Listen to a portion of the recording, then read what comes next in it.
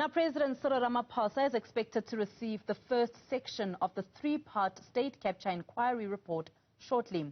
The first section of the much-anticipated report was scheduled to be presented on the 31st of December last year, but the Commission was granted an extension. The second part of the report will be handed in at the end of January and the final section at the end of February. Ramaphosa has until June to brief Parliament on how he plans to implement the recommendations in that report. We are now joined by senior reporter Dumaole Mohlaudi at the Union Buildings. Dumaole, this is a very highly anticipated report. Good afternoon to you. Just give us details of what we could possibly expect in this report as it's handed over to the President. Good afternoon, Sekhoha. So what we can expect certainly is that the report is going to touch on a number of things, the initial report, in terms of what the findings of the state capture inquiry have come to.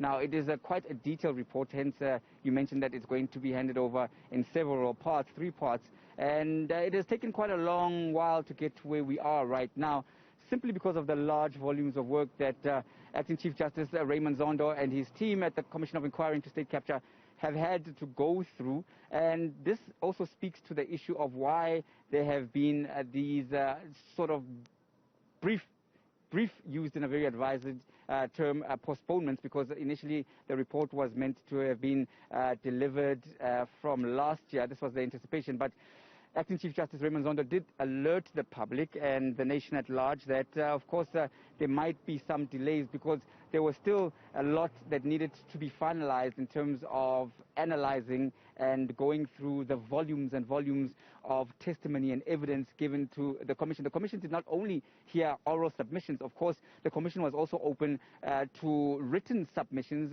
to any interested party that felt that it could, of course, contribute to the State Capture Commission of Inquiry's investigations into allegations of state capture into organs of state, as well as, of course, municipalities, as well as, of course, government departments. Now, the scope of the State Capture Commission of Inquiry's work expanded quite exponentially during the process, as of course those who gave testimonies and those who submitted written submissions to the Commission of Inquiry were also some of them implicating others by virtue of what evidence or what testimony they were putting before the Commission of Inquiry. The Commission of Inquiry did its best within the time frames it had to try and give everyone a right of response, those who were implicated, and others simply were given an opportunity to respond via those written submissions that I mentioned earlier. So it is anticipated that at least the first part of this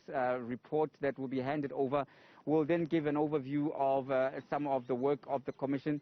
And if anything, in terms of the Commission's work is anything to go by, Acting Chief Justice Raymond Zondo and his team of investigators as well as evidence leaders at the Commission of Inquiry into State Capture were very thorough in terms of how they went through the various interrogations, if you will, or interviews, or the leading the evidence, which was the correct technical term that was used, of those who were witnesses in front of the Acting Chief Justice, who was then Deputy Chief Justice of the nation. And they would then, start systematically by calling those who were implicated in terms of the principles, whether it was at a state-owned entity. We saw very large profile names like Brian Molefe, Anuj Singh, of course, who had to testify in the stream of evidence related to Transnet and Eskom. We also saw Malusi Gigaba.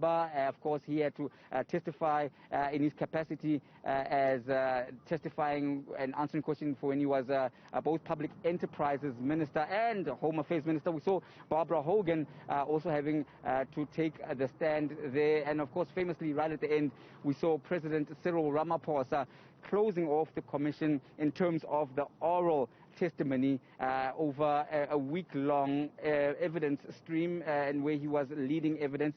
And that was effectively, the final curtain as far as the oral and publicized evidence streams was concerned. Of course, COVID-19 had a devastating effect, and I suppose this is why this report is being released in tranches, because Acting Chief Justice Raymond Zondo did make the revelation right towards the end, when the dates were announced on when it was expected to start releasing the report, that due to the large amount of work, the public could expect that it would be released in sections, which is basically what is happening first time here today. Senior reporter Dumaole Mohlaudi, thank you so much for your time outside the union buildings.